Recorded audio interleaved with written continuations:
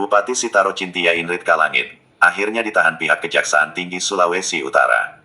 Kejaksaan Tinggi Sulawesi Utara akhirnya menahan Bupati Sitaro Cynthia Ingrid Kalangit pada Rabu, tanggal 6 Mei tahun 2026 malam setelah menjalani pemeriksaan selama kurang lebih 10 jam. Penahanan dilakukan terkait dugaan kasus korupsi dana bantuan bencana Gunung Ruang. Sekitar pukul 19.45 waktu Indonesia Tengah, Cynthia Kalangit terlihat keluar dari ruang pemeriksaan dengan mengenakan rompi tahanan berwarna merah muda. Ia kemudian dikawal oleh penyidik menuju mobil tahanan yang telah disiapkan oleh petugas di halaman kantor Kejaksaan Tinggi Sulawesi Utara. Tak lama berselang, tepatnya pukul 19.53 waktu Indonesia Tengah, mobil tahanan Kejaksaan bergerak meninggalkan lokasi. Hingga kini, pihak Kejaksaan Tinggi Sulawesi Utara masih terus mendalami kasus dugaan korupsi penyalahgunaan dana bantuan bencana Gunung Ruang di Kabupaten Kepulauan Sitaro. Boleh. Jangan. Ya, ini Tribuners. Ibu Bupati.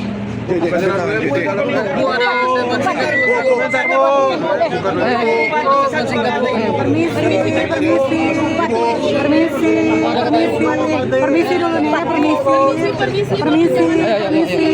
Ibu,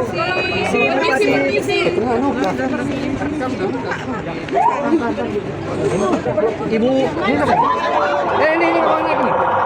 rekan-rekan mas media, baik cetak maupun elektronik. Yang pertama saya ucapkan terima kasih atas atensi teman-teman yang selaku mengontrol kinerja kita. Bahwa hari ini kami tim penyidik pada Kejaksaan Tinggi Sulawesi Utara melakukan upaya paksa antara lain penetapan tersangka dan penahanan. Teman-teman tahu bahwa ini adalah tindak lanjut dari para tersangka sebelumnya yang kita jadikan tersangka dalam kasus penyaluran dana siap pakai bencana alam musibah Gunung Ruang ya. Dan dalam rangka kepentingan penyidikan dan istilahnya berdasarkan hasil pemeriksaan tersangka, yaitu dalam hal ini CIK selaku Bupati Sitaro diduga keras telah melakukan tindak pidana korupsi pada penyaluran bantuan dana siap pakai perbaikan kembali rumah rusak pada bencana Gunung Api Ruang di Kabupaten Sitaro tahun anggaran 2024. Nah, kemudian dan juga berdasarkan minimal 2 alat bukti yang sah. Oleh karena itu kami menetapkan tersangka selaku Bupati Sitaro sebagai tersangka dan melakukan penahanan selama 20 hari ke depan. Selanjutnya kami menyangkakan pasal 2 ayat 1, pasal 3 Undang-Undang Tindak Pidana Korupsi atau pasal 603, 604 Undang-Undang KUHP yang baru nomor 1 tahun 2023. Awalnya saksi CIK ini kita panggil selaku saksi ya, selaku Bupati sebagai saksi dulu, kemudian kita periksa selama kurang lebih ada 6 jam, kemudian setelah itu berdasarkan alat bukti yang ada yang cukup minimal 2 alat bukti kita tetapkan sebagai tersangka. Dan sampai sejauh ini kita melakukan tindakan upaya paksa melakukan penahanan seperti itu. Ya. Sudah berapa kali Pak tersangka ini dipanggil Pak? Sebagai saksi dipanggil 3 kali kalau nggak salah, 3 kali sebagai saksi. Nah ini yang ketiga, kemudian kita diperiksa sebagai tersangka, kita tetapkan sebagai tersangka, terus melakukan upaya paksa terkait dengan penahanan. total kerugian Pak? Kerugian itu 22 miliar, kurang lebih 22 miliar. Peran Ibu Bupati ini seperti apa? Peran Ibu, nah ini perannya Ibu Bupati ya, saya bacain ya. Artinya kan saya juga tidak bisa mereka-reka, tapi jelas. Yang pertama, peran CIK selaku Bupati Kabupaten Sitaro. Pertama, bertanggung jawab secara fisik dan keuangan terhadap penyaluran dana siap pakai bencana alam.